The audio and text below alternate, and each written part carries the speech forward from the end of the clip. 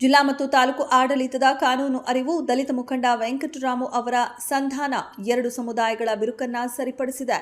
ಹೌದು, ತುರುವೇಕೆರೆ ತಾಲೂಕಿನ ಕಸಾಬಾ ಹೋಬಳಿ ಕುಣಿಕೇನಹಳ್ಳಿ ಗ್ರಾಮದಲ್ಲಿ ದಲಿತರು ದೇವಸ್ಥಾನ ಪ್ರವೇಶ ನಿರ್ಬಂಧ ಕುರಿತು ಕಳೆದ 2 ವರ್ಷಗಳ ಹಿಂದೆಯೇ ಕುಣಿಕೇನಹಳ್ಳಿ ಗ್ರಾಮದಲ್ಲಿ ಗ್ರಾಮ ದೇವತೆ ಕೆಂಪಮ್ಮ ದೇವಿ ದೇವಾಲಯಕ್ಕೆ ದಲಿತರ ಪ್ರವೇಶ ನಿರ್ಬಂಧ ಇದೆ ಎಂದು ಕುಣಿಕೇನಹಳ್ಳಿ ಗ್ರಾಮದ ವಾಸಿಗಳಾದ ದಲಿತರು ತುರುವೇಕೆರೆ ದಂಡಾಧಿಕಾರಿಗಳಿಗೆ ಮನವಿ ನೀಡಿ ಪೊಲೀಸ್ ಬಿಗಿ ಬಂದೋಬಸ್ತ್ನಿಂದ ಆ ದಿನ ದೇವಾಲಯ ಪ್ರವೇಶ ಮಾಡಿದ್ದರು. ಇದೆಲ್ಲದರ ನಡುವೆ ಇದೇ ತಿಂಗಳ 11ನೇ ತಾರೀಕಿನಂದು ಗ್ರಾಮ ದೇವತೆ ಶ್ರೀ ಕೆಂಪಮ್ಮ ದೇವಿ ಹಾಗೂ ಮುಜರಾಯಿ ಇಲಾಖೆಗೆ ಸೇರಿರುವ ರಂಗನಾಥ ಸ್ವಾಮಿ ಜಾತ್ರಾ ಮಹೋತ್ಸವಕ್ಕೆ ಸಮಿತಿಯನ್ನ ರಚನೆ ಮಾಡಿ ದಲಿತರನ್ನ ಸೇರ್ಪಡೆಗೊಳಿಸಿ ಎಂಬ ದಲಿತರ ಮನವಿ ತಹಶೀಲ್ದಾರ್ ಮಧ್ಯ ಪ್ರವೇಶಿಸಿ ಅದರಂತೆ ಗುರುವಾರದಂದು ಬೆಳಗ್ಗೆ ತಹಶೀಲ್ದಾರ್ ಕುಂ.ಇ.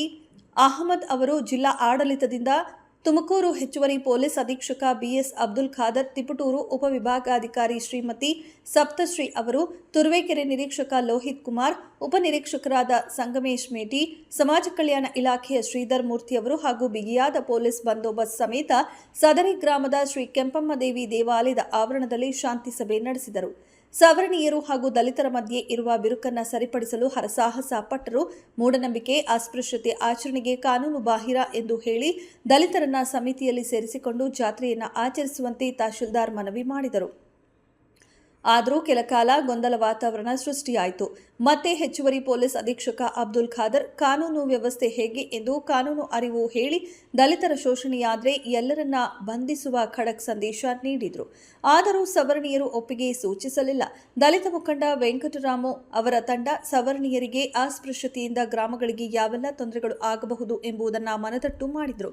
ಕೊನೆಗೂ ದಲಿತರನ್ನ ಕೂಡ ಜಾತ್ರಾ ಸಮಿತಿಯಲ್ಲಿ ಸೇರಿಸಿಕೊಂಡು ಒಗ್ಗಟ್ಟಾಗಿ ಜಾತ್ರಾ ಮಹೋತ್ಸವವನ್ನು ಆಚರಿಸುತ್ತೇವೆ ಎಂದು ತಾಲೂಕು ಆಡಳಿತದ ದಂಡಾಧಿಕಾರಿಯಾದ ಕುಂ.ಇ. ಅಹಮದ್, ತುರುವೇಕೆರೆ ಪೊಲೀಸ್ ನಿರೀಕ್ಷಕರಾದ ಲೋಹಿತ್ ಕುಮಾರ್ ಅವರ ಮುಂದೆ ಹಿರಿಯ ದಲಿತ ಮುಖಂಡ ವೆಂಕಟರಾಮು ಇವರ ಮುಖಂಡತ್ವದಲ್ಲಿ ಸವರ್ಣೀಯರು ಒಪ್ಪಿಗೆ ಸೂಚಿಸಿದರು.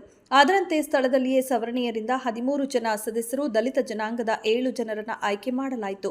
ಅಂತೂ ಇಂತೂ ಬೂದಿ ಮುಚ್ಚಿದ ಕೆಂಡದಂತಾಗಿದ್ದ ಕುಣಿಕೇನಹಳ್ಳಿ ಗ್ರಾಮ ತಣ್ಣನೆ ಮಳೆ ಬಂದಂತೆ ಎರಡು ಸಮುದಾಯಗಳ ನಡುವೆ ಇದ್ದ ಬಿರುಕು ಶಮನವಾಗಿದೆ. ವರದಿ ಮಂಜುನಾಥ್ ಕೆ.ಎ. ತುರುವೇಕೆರೆ.